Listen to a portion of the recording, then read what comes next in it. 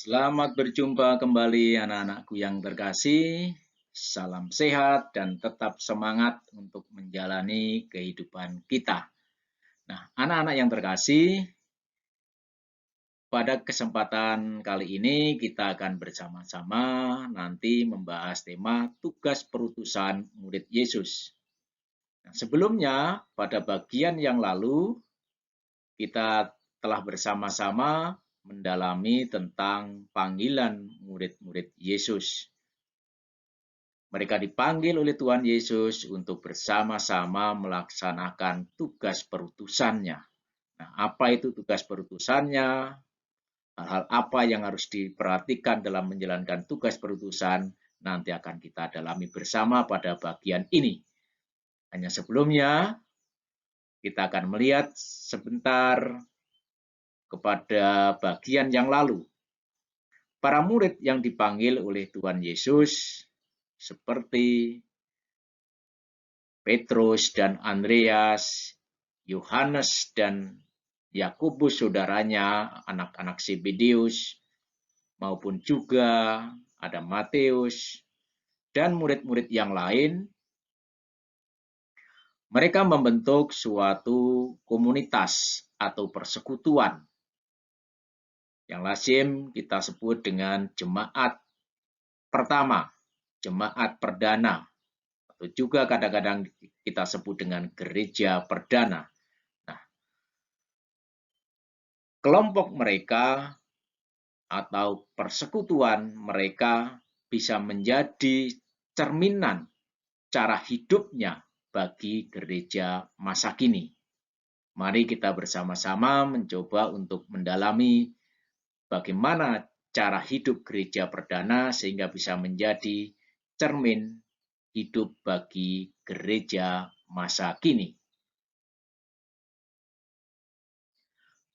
Anak-anak yang terkasih, kalau kita membaca Kisah Rasul bab 4 ayat 32 sampai 37 dan Kisah Rasul bab 2 ayat 41 sampai 47, di sana dinyatakan ciri mengenai cara hidup jemaat perdana yang juga merupakan gambaran cara hidup murid Yesus. Adapun kehidupan mereka adalah sebagai berikut.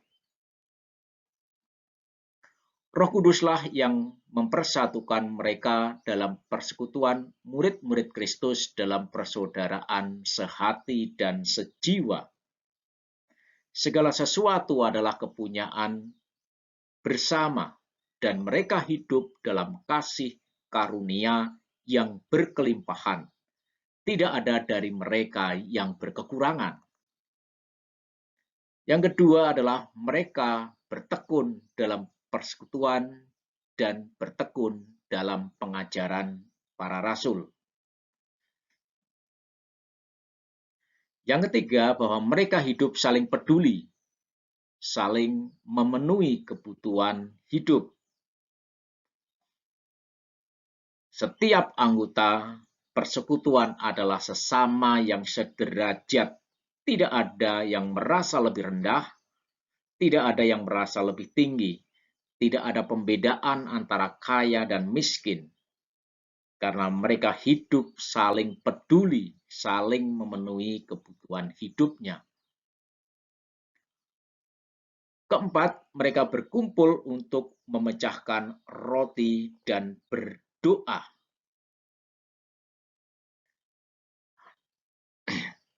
Anak-anakku yang terkasih, cara hidup murid Yesus seperti ini hendaknya menjadi gambaran dan teladan bagi para murid Yesus pada zaman sekarang. Dengan dinamika ini, jemaat perdana membangun kehidupan secara utuh dalam kerangka hidup sebagai orang-orang yang percaya kepada Tuhan Yesus. Iman mereka kepada Kristus tidak hanya berhenti dalam kehidupan peribadatan semata, melainkan juga bergerak dalam dinamika intelektual, yaitu dengan bertekun dalam pengajaran para rasul. dan dalam dinamika tindak kepedulian kepada sesama yang konkret karena mereka saling berbagi setiap hari. Ada saja yang menjual harta miliknya lalu membagi-bagikannya kepada semua orang sesuai kebutuhan masing-masing. Dinamika peribadatan justru menjadi puncak seluruh kehidupan mereka sebagai ungkapan syukur atas karunia iman yang dialami oleh jemaat perdana atau oleh mereka. Anak-anak yang terkasih, dinamika kehidupan iman dalam persekutuan jemaat perdana ini begitu kuat. Suasana batin kehidupan dalam persekutuan tidak hanya dirasakan oleh seluruh anggota saja, tetapi juga dirasakan oleh orang-orang yang di luar mereka. Persekutuan jemaat perdana ini menjadi kelompok yang terbuka bagi siapa saja. Cara hidup yang dikembangkan oleh mereka ini ternyata menarik banyak orang, sehingga tiap-tiap hari jumlah mereka bertambah karena cara hidup mereka sungguh disukai dan menarik perhatian banyak orang. Nah, anak-anak yang terkasih, apa yang nampak dalam cara hidup jemaat perdana ini rupanya adalah menjadi salah satu cara bagaimana para rasul, murid-murid Tuhan pada saat itu melaksanakan tugas perutusan sebagai murid-murid Tuhan. Nah, anak-anak yang terkasih, secara prinsip bahwa Tuhan Yesus memanggil murid-muridnya untuk menjadi muridnya karena Tuhan Yesus tidak mau melaksanakan tugasnya, tugas pokoknya itu sendirian. Dia memanggil kita dijadikan sebagai partner dalam mewartakan kerajaan Allah. Anak-anak yang terkasih, di sini jelas bahwa tugas pokok Yesus adalah mewartakan kerajaan Allah, mewartakan Injil, kabar gembira tentang datangnya kerajaan Allah. Waktunya telah genap, kerajaan Allah sudah dekat. Bertobatlah dan percayalah kepada Injil. Markus bab 1 ayat 15. Datangnya kerajaan Allah berarti datangnya kedamaian, kerukunan, persaudaraan, keadilan, dan cinta kasih. Yesus tidak mau melaksanakan itu sendiri, maka dia memanggil kita sebagai partnernya. Maka dia memanggil kita, mengutus kita, para muridnya.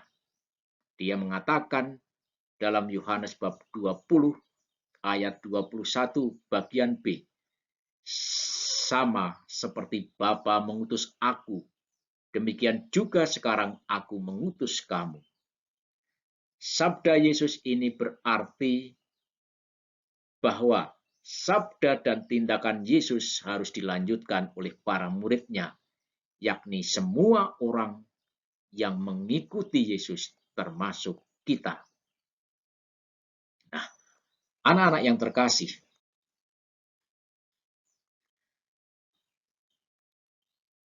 mereka atau para rasul mendapatkan tugas perutusan darinya. Tadi sudah kita singgung bersama, kalau para rasul mendapat tugas perutusan secara langsung dari Tuhan Yesus, kita sebagai muridnya pun juga mendapat tugas perutusan yang sama. Dalam Lukas bab 10 ayat 1-12 dinyatakan, tugas murid Yesus adalah menyatakan damai sejahtera dan melakukan kebajikan dengan melayani orang-orang yang membutuhkan pelayanan. Inilah yang menjadi tugas murid Yesus yang dinyatakan dalam Injil Lukas bab 10 ayat 1 sampai 12, menyatakan damai sejahtera, melakukan kebajikan dengan melayani orang-orang yang membutuhkan pelayanan. Contoh paling konkret hal yang kecil yang bisa kita lakukan adalah membantu teman-teman kita di kelas ketika mereka kesulitan menerima pembelajaran, memberikan sesuatu yang kita miliki bagi mereka yang kekurangan. Ini adalah cara konkret yang bisa kita lakukan ketika kita di sekolah bergaul bersama dengan teman-teman. Nah, anak-anak yang terkasih, mari sekarang kita lanjutkan ke bagian berikutnya.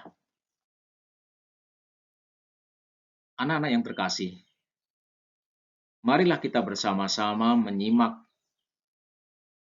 bacaan Injil Lukas bab 10 ayat 1 sampai 12. Kemudian daripada itu Tuhan menunjuk 70 murid yang lain, lalu mengutus mereka berdua-dua mendahuluinya ke setiap kota dan tempat yang hendak dikunjunginya. Katanya kepada mereka, tuaian memang banyak, tetapi pekerja sedikit. Karena itu mintalah kepada Tuhan yang mempunyai tuaian, supaya ia mengirimkan pekerja-pekerja untuk tuaian itu. Pergilah, sesungguhnya aku mengutus kamu seperti anak domba ke tengah-tengah serigala. Janganlah membawa pundi-pundi, atau bekal, atau kasut.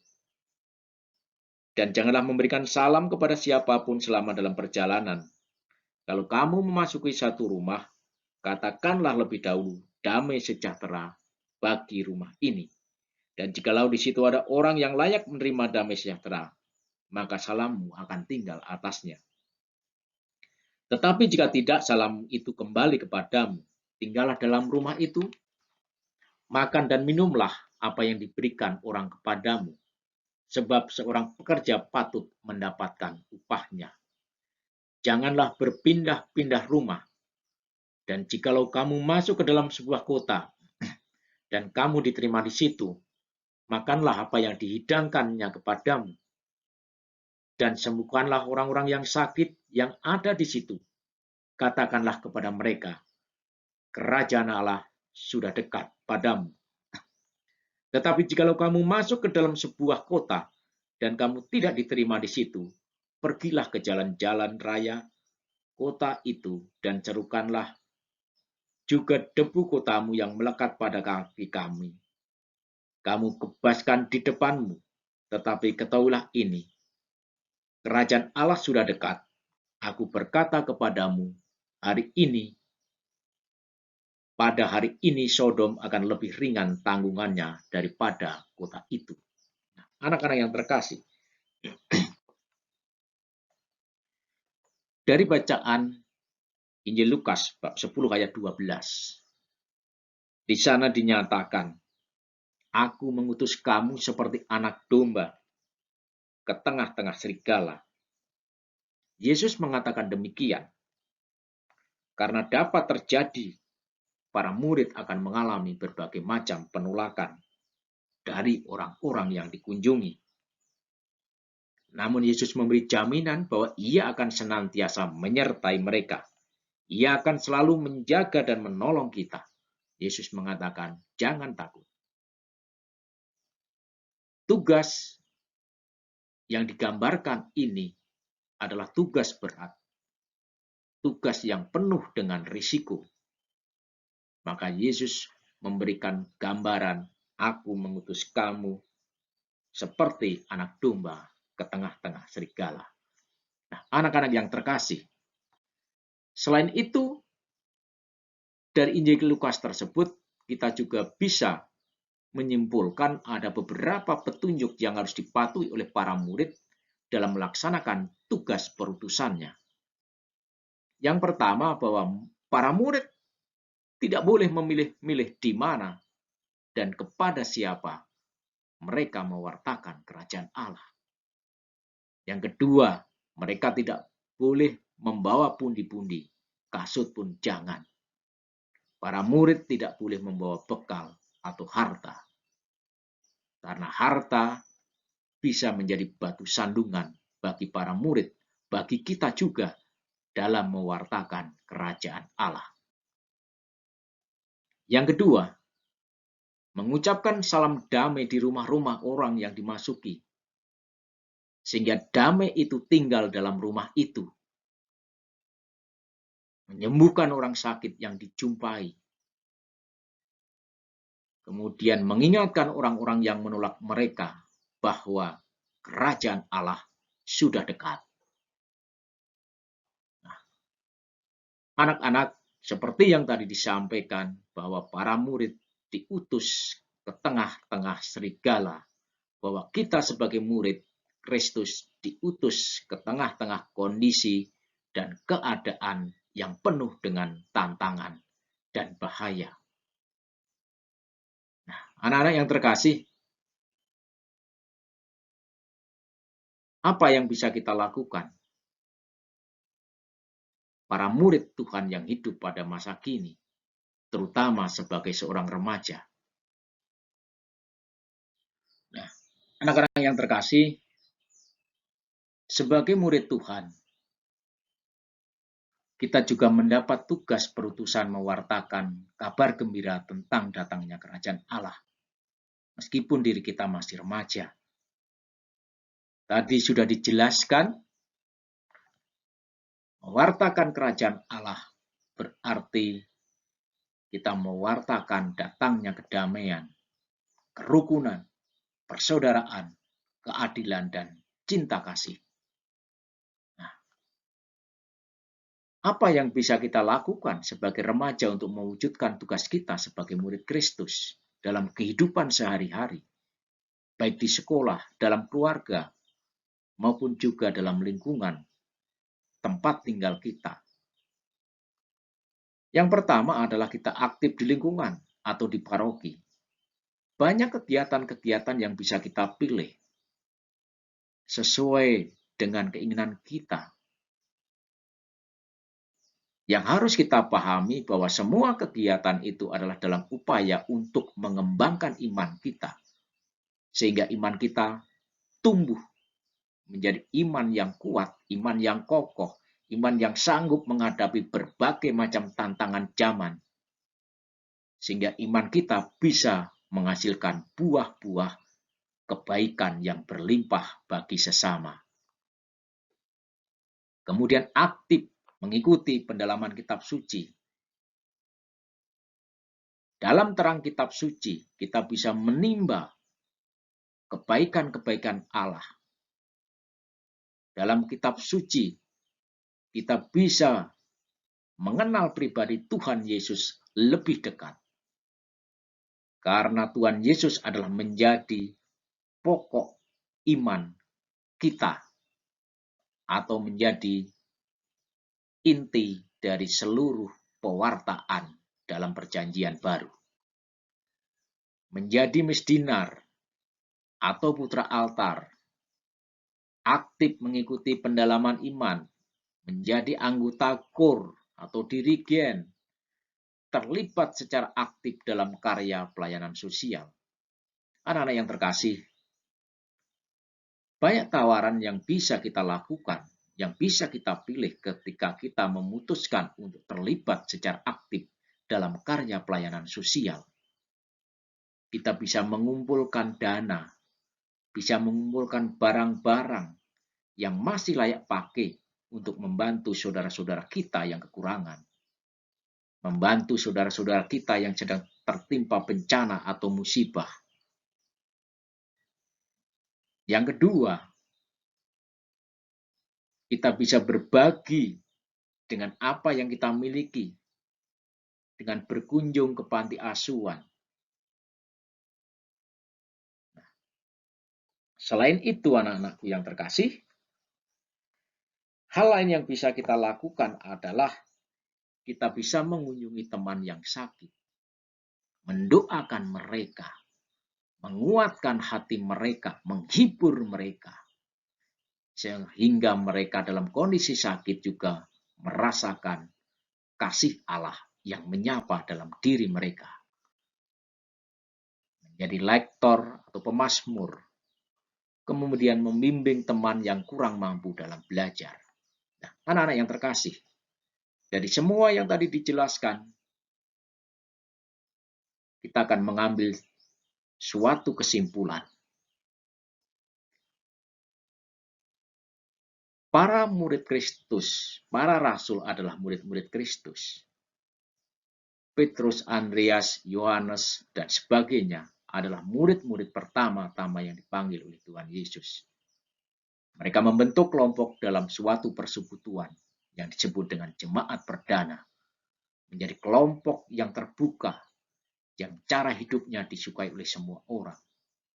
Nah, anak-anak yang terkasih, kita juga murid Kristus. Oleh karena itu, kita pun juga menerima tugas perutusan sebagai murid Yesus, sama tugasnya dengan mereka. Maka hal ini mengandung makna yang pertama. Kita dipanggil untuk ambil bagian dalam tugas perutusan Yesus dari Allah Bapanya, yaitu mewartakan Injil tentang datangnya kerajaan Allah dengan kata-kata dan perbuatan. Yang kedua, mewartakan kerajaan Allah berarti mengupayakan terciptanya kedamaian, kerukunan, persaudaraan, keadilan, dan cinta kasih di mana saja kita berada. Betapapun kecilnya peran kita melaksanakan sesuai dengan kasih karunia yang telah kita terima dari Tuhan, yaitu sesuai dengan talenta yang kita miliki. Yang ketiga, dalam melaksanakan tugas perutusan kita itu, kita sadar sebagai manusia yang memiliki keterbatasan akan banyak tantangan dan hambatan yang akan kita jumpai. Namun kita yakin karena Tuhan selalu menyertai kita, maka kita harus dengan mantap hati melaksanakan tugas perutusan itu. Anak-anak yang terkasih, anak-anak yang hebat, anak-anak yang luar biasa, pembelajaran kita hari ini selesai sampai di sini. Semoga apa yang sudah kita dapatkan dalam pembelajaran ini akan berguna bagi pengembangan iman kita. Apakah kita sudah sungguh-sungguh melaksanakan tugas perutusan dalam hidup sehari-hari dengan menjadi berkat bagi sesama, siapapun yang kita jumpai, tidak perlu melihat dari kelompok mana, apa dan siapa, tetapi semua yang kita jumpai adalah saudara kita, sesama kita yang sedang sama-sama menjalani peziarahan hidup di dunia untuk mencapai kesempurnaan hidup pada akhirnya nanti. Selamat berkarya, selamat menjadi berkat Tuhan bagi sesama. Tuhan memberkati segala karya kita. Terima kasih.